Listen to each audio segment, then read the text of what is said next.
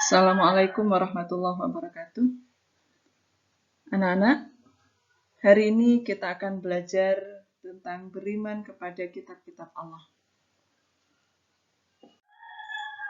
Sebelum pelajaran kita mulai, mari kita awali terlebih dahulu dengan membaca basmalah bersama-sama. Bismillahirrahmanirrahim. Anak-anak, kompetensi yang harus kita pelajari hari ini adalah tentang pengertian beriman kepada kitab-kitab Allah. Yang kedua, nama kitab suci beserta nabi penerimanya. 3. Perbedaan kitab dan suhuf. 4. Al-Quran sebagai kitab suci umat Islam. Yang kelima, hikmah beriman kepada kitab. Beriman kepada kitab-kitab Allah itu mengandung arti meyakini dengan sepenuh hati bahwa Allah telah menurunkan kitab sucinya kepada para rasul agar disampaikan kepada umat manusia sebagai pedoman hidup dalam meraih kebahagiaan di dunia dan di akhirat. Nama kitab suci beserta nabi penerimanya. Taurat yang diturunkan dalam bahasa Ibrani diturunkan kepada Nabi Musa alaihissalam. Zabur dalam bahasa Kipti diturunkan kepada Nabi Daud alaihissalam. Injil diturunkan kepada Nabi Isa alaihissalam dalam bahasa Suryani. Kemudian yang terakhir, Al-Quran diturunkan kepada Nabi Muhammad SAW dalam bahasa Arab. Anak-anak, wujud kita mengimani kepada 4 kitab suci ini, kita mempercayai bahwa 4 kitab suci itu memang benar-benar ada. Nah, wujud dari iman itu sendiri berbeda antara 4 kitab suci itu.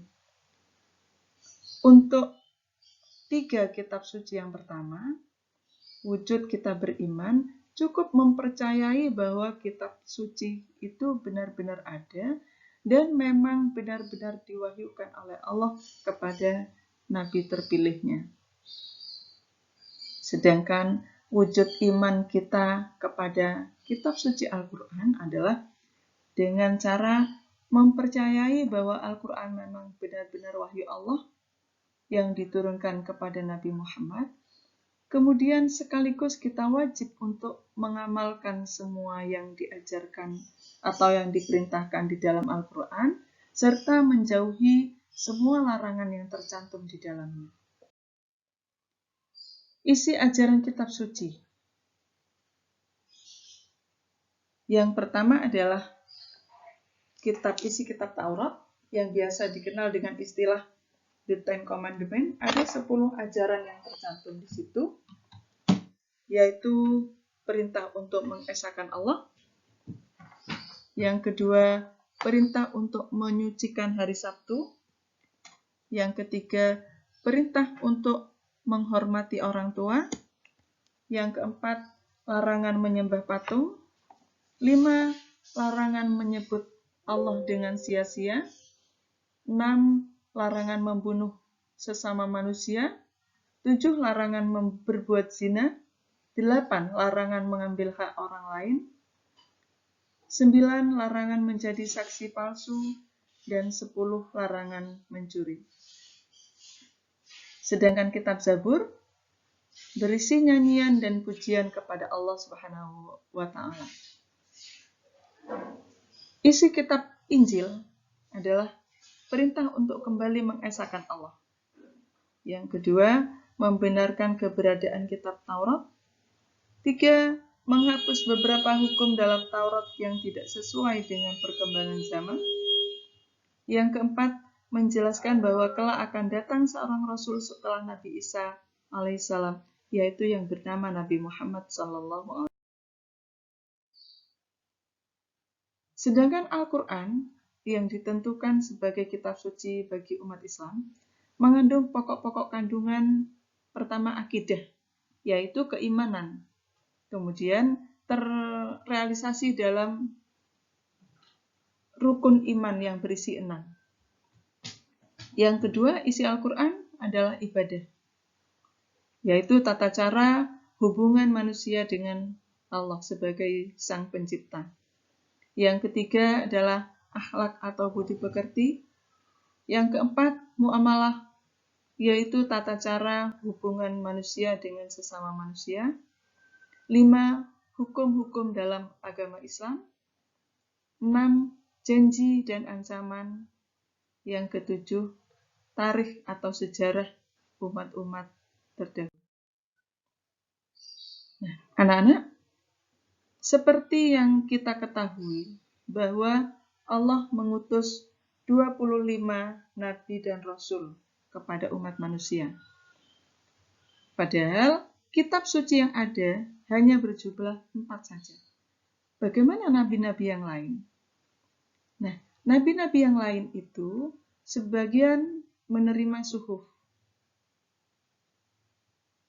Sebagian lagi tidak, karena para nabi yang tidak menerima suhuf itu bertugas untuk melanjutkan ajaran yang terdapat pada kitab suci atau suhuf yang sebelumnya.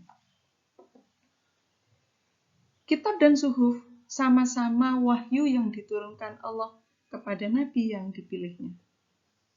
Sedangkan perbedaannya adalah isi kitab suci lebih lengkap daripada suhuf. Bentuk kitab sudah dibukukan karena lembaran-lembarannya banyak sekali. Kemudian, kalau suhuf masih berupa lembaran-lembaran yang terpisah. Yang ketiga, masa berlaku kitab lebih lama daripada suhuf. Hikmah beriman kepada kitab suci. Yang pertama, memperkuat iman kita kepada Allah Subhanahu wa Ta'ala yang telah menurunkan kitab-kitab kepada para rasulnya. Yang kedua, sebagai pedoman hidup manusia sehingga kita dipandu untuk senantiasa berada di jalan yang lurus. Yang ketiga, membuat kehidupan manusia menjadi teratur karena adanya hukum yang bersumber dari firman Allah. Keempat, kita menjadi semakin termotivasi untuk menjalankan perintah Allah karena adanya janji Allah berupa surga dan ketenangan bagi orang-orang yang menjalankan perintahnya. Yang kelima, kita menjadi semakin bersemangat menjauhi larangan-larangan Allah karena adanya ancaman berupa neraka, azab dan kesedihan bagi orang-orang yang memang melanggar perintah Allah. Anak-anak, demikian pembelajaran kita hari ini. Perluaslah ilmu pengetahuan kalian tentang beriman kepada kitab-kitab Allah melalui literasi atau membaca bacaan-bacaan yang berkenaan dengan materi tersebut. Mari kita akhiri pembelajaran hari ini dengan membaca hamdalah bersama-sama. Alhamdulillahirabbil alamin. Semoga menjadi ilmu yang bermanfaat. Assalamualaikum warahmatullahi wabarakatuh.